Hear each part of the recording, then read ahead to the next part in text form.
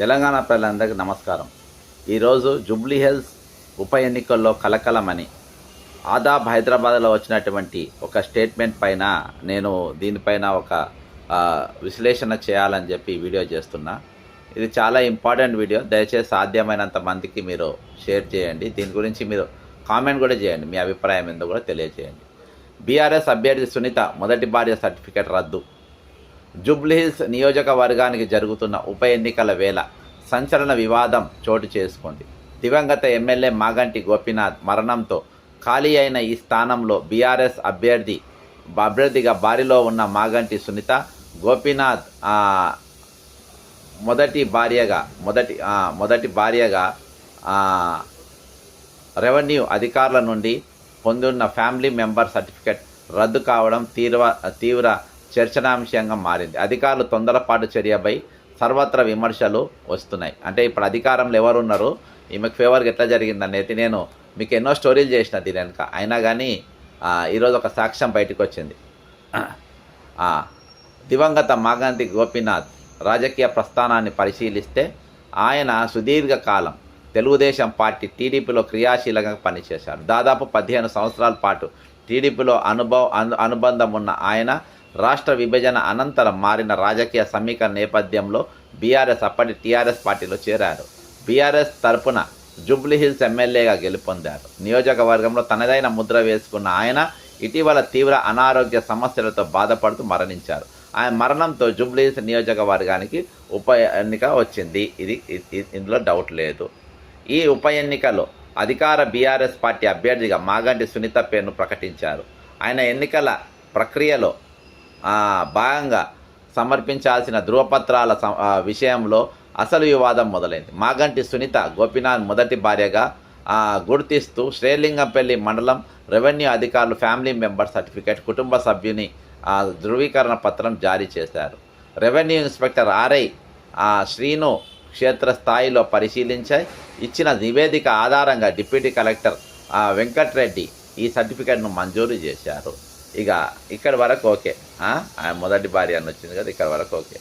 ఇక తల్లి ఫిర్యాదుతో వెలుగులోకి వచ్చింది. ఇక ఫిర్యాదు ఏంటో చూద్దాం. అయితే ఈ సర్టిఫికేట్ జారీపై దివంగత మాగంటి గోపీనాథ్ తల్లి మాగంటి నందకుమారి తీవ్ర అభ్యంతరం వ్యక్తం చేశారు. ఆమె ఉన్నతాధికారులకు ఫిర్యాదు చేయడంతో అసలు విషయం వెలుగులోకి వచ్చింది. శ్రీలింగంపల్లి డిప్యూటీ తహసీల్దార్ ఆదాబ్ ప్రతినిధికి ఈ విషయం వివరిస్తూ గోపీనాథ్ మొదటి భార్య మాలిని అని, ఆమె మొదటి భార్య పేరు మాలిని, మరి ఫ్యామిలీ సర్టిఫికేట్ ఈమెకి ఎట్లా ఇచ్చిండ్రు? ఇక అదొక ప్రశ్న.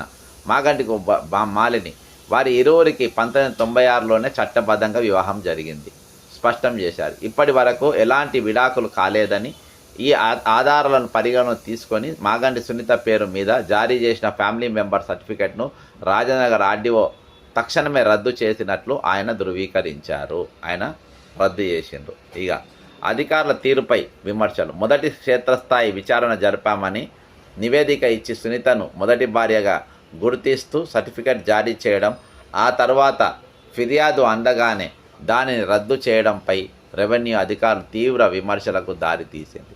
అసలు వాస్తవాలు నిర్ధారించకుండా అధికారులు ఎలా ధృవీకరణ పత్రం జారీ చేశారంటూ పలువురు ప్రశ్నిస్తున్నారు. ఈ గందరగోళంపై డిప్యూటీ కలెక్టర్ వెంకట్రెడ్డి వివరణ కోరగా ఈ వివాదంపై స్పష్టత మంగళవారం ఇరుపక్షాలను పిలిపించి హియరింగ్ విచారణ నిర్వహిస్తున్నామని చెప్పారు. వారి వాదనలు విన్న తర్వాత తుది నిర్ణయం ఉంటుందని ఆయన పేర్కొన్నారు.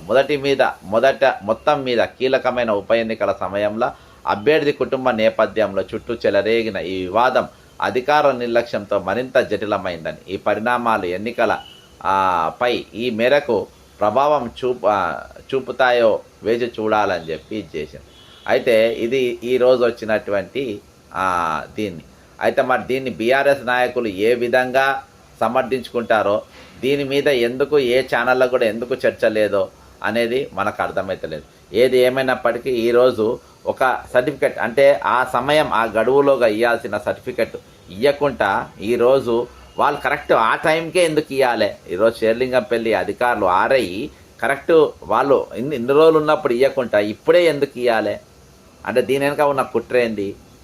కాబట్టి ఇది అధికారులు మాట్లాడాలి. ఎందుకంటే ఎలక్షన్ కోడ్ ఉన్నది కాబట్టి ఇదంతా అధికారులదే నడుస్తుంది. కాబట్టి ఈరోజు అధికారులు నోరు తెరవాల్సిన అవసరం ఉన్నది. కాబట్టి ఈరోజు మరి దీన్ని ఏ విధంగా సమర్థించుకుంటారో, మరి దీనిపైన ఎందుకు చర్చ లేదో, దీని మీద ఎందుకు డిబేట్లు లేవో, ఇటువంటి విషయాలను మరి ఈరోజు ప్రతిపక్షంలో ఉన్న పార్టీ ఏ విధంగా సమర్థించుకుంటూ చూడాలి. ఈరోజు అభ్యర్థులు ఏ విధంగా ఈరోజు ఆమె కన్నీళ్లు పెట్టుకుంటే ఏడుస్తూ ఉన్నంటే ఎవరో మంత్రులేమో అన్నారని చెప్పేసి పెద్ద ట్రోలింగ్ చేసిండ్రు. మరి ఈరోజు మాలిని గారు ఏడవాలన్నా ఈమె ఏడవాలన్నా ఈరోజు ఎవరి ఏడుపు ఎలాంటిదో జనం అందరికీ అర్థమైపోయే పరిస్థితి. కాబట్టి ఎన్నికల్లో ఒక మంచి అభ్యర్థిని నిలబెడితే మంచి జరుగుతూ ఉంటుంది. తెల్లారు లేస్తే ఈరోజు ఆయన అంటే మనుషులు ఎప్పుడు మారనికి లేదా? ఈరోజు చిన్న శ్రీశైలం యాదవ్ రౌడీ షీటర్ అని చెప్పి చూపించి వాళ్ళ కొడుకును కూడా చూపించే ప్రయత్నం తెల్లారు లేస్తే బీఆర్ఎస్ నాయకులు చేస్తూ ఉంటారు. మరి ఈ కథ ఏంది? ఈ కథ గురించి మీరు మాట్లాడరా? ఈ కథ గురించి చర్చ లేపరా? ఈ కథ గురించి మీరు సోషల్ మీడియాలో పెట్టారా? ఈరోజు కల్వకుంట్ల కవిత లిక్కర్ కేసులో పోతే వాళ్ళ అన్న వాళ్ళ నాయన అందరూ కూడా అంతేనా? ఇక ఆమెను ఏకంగా పార్టీకెళ్ళే బహిష్కరించే కార్యకి వచ్చింది కదా. అది స్టేట్మెంట్లు ఇచ్చిన తర్వాత 6 నెలలు తిహార్ జైల్లో ఉన్న తర్వాత తిహార్ జైలుకు బొంగని వెంటనే సస్పెండ్ చేయలేదు. ఆ లిక్కర్ కేసులో మేము పేరు రాగానే సస్పెండ్ చేయలేదు. ఎప్పుడైతే వీళ్ళ మీద స్టేట్మెంట్ అంటే నన్ను లోపలనే ఉంచాలనే ప్రయత్నం వీళ్ళు చేస్తున్నప్పుడు స్టేట్మెంట్లు ఇవ్వడం వల్ల ఇవన్నీ విషయాలు బయటకు వచ్చి ఆమె మాట్లాడడం వల్ల ఆమె సస్పెండ్ చేసింది. కానీ ముందు ఇవన్నిటి కూడా సమర్థించింది. కాబట్టి అవినీతిని సమర్థించిన వాళ్ళు అనైతికతను ప్రోత్సహించడం వాళ్ళు ఎవరో అందరికీ కనబడుతూ ఉంది. కాబట్టి దీనిపైన ప్రజలు ఖచ్చితంగా ఈ వార్త చూసినాక జనానికి, ఎందుకంటే మెయిన్ పత్రికలు ఏవి కూడా రాస్తలేవు. కాబట్టి దీనిపైన ఎందుకు రాస్తలేవు అని అంటే లోకేష్కి వెళ్ళి ఫోన్, ఎందుకంటే మా టీడీపీకి వెళ్ళి వచ్చినామే టీడీపీ వాళ్ళు గెలవాలని. ముఖ్యమంత్రి వీళ్ళకు కూడా ఎంత ఆసక్తి ఉందో అభ్యర్థి గెలవాలనే దానిపైన కూడా మనకు కనబడుతూనే ఉంది ఈ సర్టిఫికేట్ జారీ పైన. ఏది ఏమైనప్పటికీ ప్రజలు మీరు చాలా జాగ్రత్తగా ఆలోచించాల్సిన అవసరం ఉందని చెప్పి తెలియజేసుకుంటూ సెలవు తీసుకుంటున్నా. జై తెలంగాణ, అమరవీరులకు జోహార్.